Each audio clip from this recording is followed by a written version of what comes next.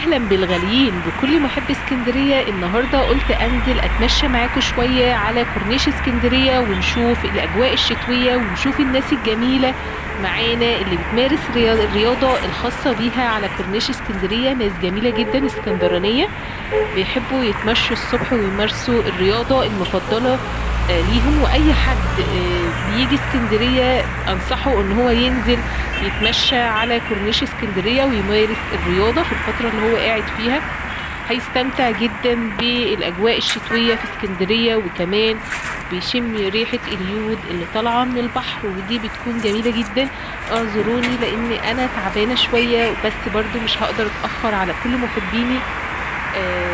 ونزلت اعمل لكم جولة صغيرة كده من العصافرة لغاية 45، ونتمشى مع بعض ونشوف أحوال الكورنيش. طبعا كل الشواطئ مفتوحة عادي، بالعكس الأسعار كلها قلت. تذاكر الكورنيش سواء العام، طبعا زي ما قلت لحضراتكم أنا عاملة فيديو بيه. الشواطئ العامة كلها اتفتحت مجانا، والشواطئ الخاصة كلها نزلت تقريبا لأكتر من النص سعر التذاكر.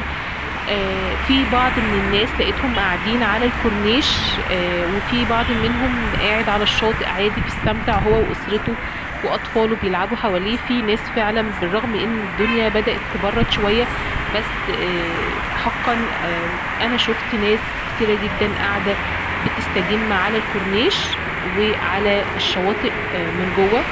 دي كلها الكافيهات الخاصة ب طبعا شغالة طول فترة الشتاء كلها عادي، مفيش مش بتقفل. بس اللي لفت نظري اكتر حاجة جميلة جدا لفتت نظري بصراحة وانا ماشية على الكورنيش، مش جمال اسكندرية بس، ولا جمال الناس الكبيرة في السن اللي بتمارس الرياضة وهي ماشية على الكورنيش. لا، لفت نظري حاجة حلوة قوي دلوقتي هنشوفها مع بعض. ما شاء الله ست جميلة جدا، نحتسبها عند الله يعني، لها الأجر. طبعا الناس كلها شباب وناس كبيرة وصغيرة بيمارسوا الرياضة المفضلة ليهم على الكورنيش.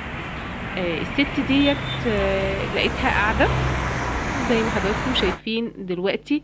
القطط كلها متجمعة حواليها وجايبة أكل للقطط، بتجيب لهم سمك وساعات بتجيب لهم عيش واكل وكده، وتلاقي القطط مستنينها وعارفينها جامد جدا.